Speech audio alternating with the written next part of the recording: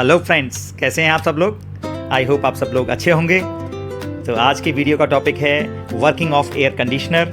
Air conditioner कैसे काम करता है। So let's get started the air conditioner working. सबसे पहले एयर कंडीशनर का फ्लो डायग्राम। जैसा कि आप देख सकते हैं कि एयर कंडीशनर के अंदर टोटल 4 कंपोनेंट्स होते हैं। सबसे पहला कंपोनेंट है कंप्रेसर, सेकंड कंपोनेंट है कंडेंसर, थर्ड कंपोनेंट है expansion valve and fourth component है एवेपोरेटर कॉइल। इसमें एक 5th नंबर का कंपोनेंट और लिया जा सकता है जिसे हम रेफ्रिजरेंट बोलते हैं, जो कूलेंट का काम करता है। और इसके अलावा और भी ऐसी कई डिवाइसेस होती हैं जिन्हें हम ऑक्सिलरी डिवाइसेस बोल सकते हैं, जैसे फैन हैं दोनों साइड के और ड्रायर है दोनों साइड का। ये सब मिला करके एक सिस्टम बनाते हैं जिसे आप कूलिंग सिस्टम बोलते हैं, एयर कंडीशनर सिस्टम बोलते हैं। जैसा कि हम सब लोग जानते हैं, एसी के अंदर 2 यूनिट होती है। एक इंडोर यूनिट होती है जो कमरे के अंदर लगती है, और एक आउटडोर यूनिट होती है जो रूम से बाहर लगती है। अब नेक्स्ट आता है आपका working demonstration of air conditioner. तो यहाँ मैंने आपको एक एनिमेशन बताई है। इस एनिमेशन के अंदर आपको सारे कंपोनेंट्स अपना अपना काम करते हुए देखे जा सकते हैं। इसमें सबसे पहला कंपोनेंट है कंप्रेसर, सेकंड है कंडेंसर, थर्ड कंपोनेंट है ड्रायर, फोर्थ कंपोनेंट है एक्सपेंशन वाल्व और 5th कंपोनेंट है इवेपोरेटर कॉइल। तो आप देखेंगे कि जैसे ही कंप्रेसर अपना काम करना शुरू करता है, इसके एक साइड में आपने यानी आउटडोर साइड में आपने रेड कलर बताया हुआ है, यानी रेफ्रिजरेंट का टेम्परेचर हो जाता है इसमें हाई। और जो इंडोर वाला जो कलर है वो ब्लू कलर है। उस ब्लू कलर का मतलब ये है कि ये टेम्परेचर हो जाता है लो। तो जो ब्लू कलर है वो लो टेम्परेचर और लो प्रेशर लाइन है, और रेड कलर जो है वो हाई प्रेशर और हाई टेम्परेचर लाइन है। अब एसी के एक एक कंपोनेंट के बारे में स्टडी करना है। उसमें सबसे पहला कंपोनेंट है कंप्रेसर। तो जैसा कि आप देख सकते हैं, compressor converts low pressure refrigerant into the high pressure refrigerant. Compressor low pressure refrigerant को हाई प्रेशर रेफ्रिजरेंट में कन्वर्ट करता है। और इसके कन्वर्ट करने का तरीका आप देख सकते हैं, जिसमें हमने यहाँ पर एक एग्जांपल लेके बताया है, स्क्रॉल कंप्रेसर। डोमेस्टिक एसी में सबसे ज़्यादा यूज़ होने वाला कंप्रेसर स्क्रॉल कंप्रेसर होता है। ये लो प्रेशर की वेपर को हाई प्रेशर की वेपर में कन्वर्ट करता है।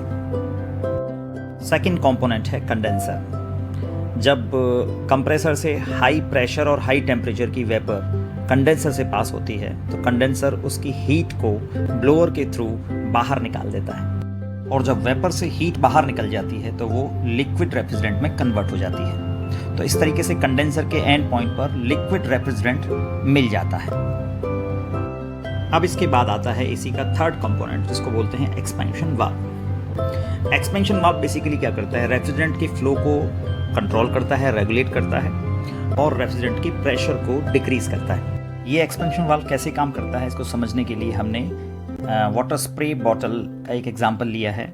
जिस तरीके से वाटर स्प्रे बॉटल अंदर से वाटर के प्रेशर को, जब वाटर को रिलीज़ करती है तो डिक्रीज़ कर देती है, ऐसा ही कुछ कॉन्सेप्ट होता है थर्मोस्टैटिक वाल्व का। इसको थर्मल एक्सपेंशन वाल्व भी बोलते हैं। फ्रेंड्स, इसको अब हमें डेमोन्स्ट्रेशन से समझना होगा। इसमें एक सेंसिंग बल्ब होता है और सेंसिंग बल्ब के साथ में डायफ्राम कनेक्ट होता है। जैसे ही इसका प्रेशर स्प्रिंग प्रेशर और इवेपोरेटर प्रेशर से ज़्यादा होता है तो ये स्प्रिंग को नीचे की तरफ धकेलने लगता है, जिसकी वजह से कंडेंसर साइड का जो फ्लूइड है उसका वाल्व जैसे ही खुलता है तो फ्लूइड तेज़ी से स्प्रे होकर के इवेपोरेटर कॉइल के अंदर घुस जाता है और उसकी वजह से उसका प्रेशर कम हो जाता है। अब इस फ्लूइड की वजह से नीचे का प्रेशर बढ़ता है, और जब नीचे का प्रेशर बढ़ता है तो डायफ्राम पर ऊपर की तरफ एक फोर्स लगता है, जिससे डायफ्राम बंद हो जाता है पूरी तरीके से। तो इस तरीके से इसने रेगुलेट भी किया और प्रेशर को मेंटेन भी किया। तो फ्रेंड्स, इसके बाद आता है 4th number evaporator coil. Evaporator coil के अंदर फ्लूइड और वेपर ये दोनों मिक्स होकर के, ये कॉपर ट्यूब है, इसके अंदर एंटर करती हैं तेज़ी से। और जब ये तेज़ी से एंटर करती हैं तो फ्लूइड पूरी तरीके से रूम की जो हीट है उस हीट को एब्जॉर्व करके और उसे पूरी तरीके से गैस में कन्वर्ट कर देता है। फ्रेंड्स, इसके बाद आता है 5th कंपोनेंट, जिसे बोलते हैं रेफ्रिजरेंट। रेफ्रिजरेंट एक इस तरीके का मटेरियल है जो पूरे एयर कंडीशनर के अंदर फ्लो होता है, और जब ये एयर कंडीशनर में फ्लो होता है तो ये हीट को एब्जॉर्ब और एमिट करने का एक मीडियम हो गया। ये हीट को एब्जॉर्ब और एमिट करता है। आजकल जो रेफ्रिजरेंट यूज़ हो रहे हैं वो हेलो कार्बन कंपाउंड के यूज़ हो रहे हैं, जिसमें R11, R12, R22 and R134A है। डोमेस्टिक यूज़ के अंदर आजकल R22 और R134A इनका सबसे ज़्यादा यूज़ होता है। फ्रेंड्स, मैं अब आपको AC से रिलेटेड बहुत ही इंपॉर्टेंट फैक्ट बताने वाला हूँ। AC का जैसा कि आप जानते हैं यूनिट होता है टन, लेकिन जैसे ही ये टन हम बोलते हैं तो हमारे दिमाग में दो बातें आती हैं कि क्या टन इसके वेट से रिलेटेड है, क्या AC का वेट टन शो कर रहा है, या इसमें इलेक्ट्रिसिटी का जो कंजप्शन है कहीं ना कहीं वो कंजप्शन टन को शो कर रहा है। तो हमारे दिमाग में ये दो बातें चलती हैं। तो मैं आपकी जानकारी के लिए बताना चाहता हूँ, ना तो ये वेट से रिलेटेड है और ना ही ये इलेक्ट्रिसिटी कंजप्शन से रिलेटेड है। एक्चुअली जो टन यूनिट है वो बेसिकली रूम के अंदर या जो चैम्बर है उस चैम्बर के अंदर कितनी हीट को एब्जॉर्ब किया गया है उससे रिलेटेड है। और 1 टन शो करता है 3517 वॉट ऑफ हीट का एब्जॉर्प्शन शो करता है। 3517 वॉट ऑफ हीट का एब्जॉर्प्शन करता है। इसका मतलब जो AC जितने ज़्यादा टन का होगा वो इतनी ज़्यादा हीट को एब्जॉर्ब करेगा। ये एक इम्पोर्टेंट फैक्ट अपने को ध्यान रखना है।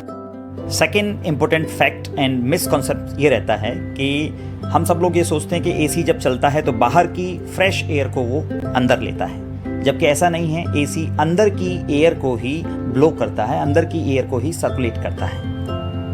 फ्रेंड्स, एक क्विक समराइज कर लिया जाए। कंप्रेसर से प्रेशर पहले हाई होता है गैस का, उसके बाद में उस गैस को कंडेंसर कॉइल के अंदर भेजा जाता है, जिससे वो फ्लूइड में कन्वर्ट होकर के अपनी हीट को एक्सचेंज करती है।